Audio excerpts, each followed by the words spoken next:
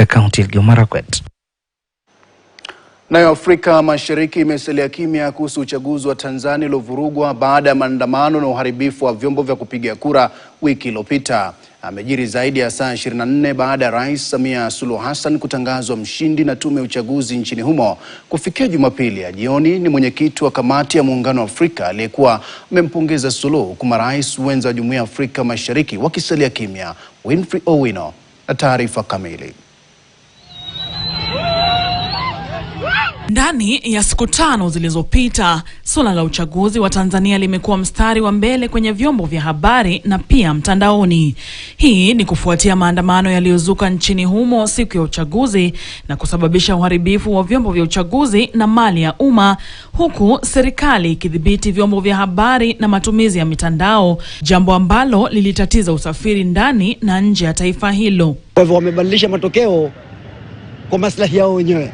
Tumefanya uchaguzi umekwenda vizuri kwa amani. Whatever means of force that has been used is just the level of protecting. Lakini saa 24 tangu Rais Samia Suluhu alipotangazwa mshindi katika uchaguzi huo na tume husika, Jumuiya ya Afrika Mashariki na marais wake wamesalia kimya.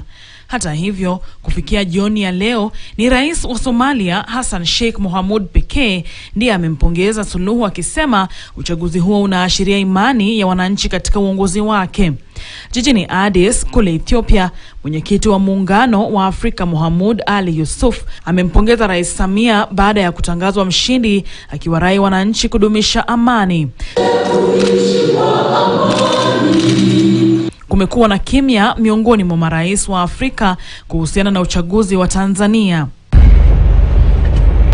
Saa chache baadaye, katika jiji kuu la Gambia maarufu kama Banjul, kitengo cha Muungano wa Afrika kinachohusiana na haki za kibinadamu kimeshtumu ukiukaji wa haki za binadamu Tanzania, wakisema kwamba kudhibiti matumizi ya mitandao kumefanya iwe vigumu kupata ukweli.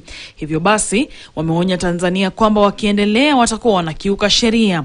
Tunavishukuru sana vyombo vya ulinzi na usalama kwa kuhakikisha kwamba vurugu zilizotokea hazikuathiri au kusimamisha uchaguzi. Kwa sasa, maandalizi ya kumwapisha mshindi Samia Suluhu Hassan wa Chama cha Mapinduzi maarufu kama CCM yanaendelea, ingawa wengi wanamkashifu kwa kukandamiza wananchi na kufanya uchaguzi kuwa na vurugu.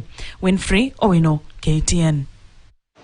Na Rais William Ruto anaendeleza msukumo wake wa kuzitaka kura za ukanda wa magharibi ya taifa akitumia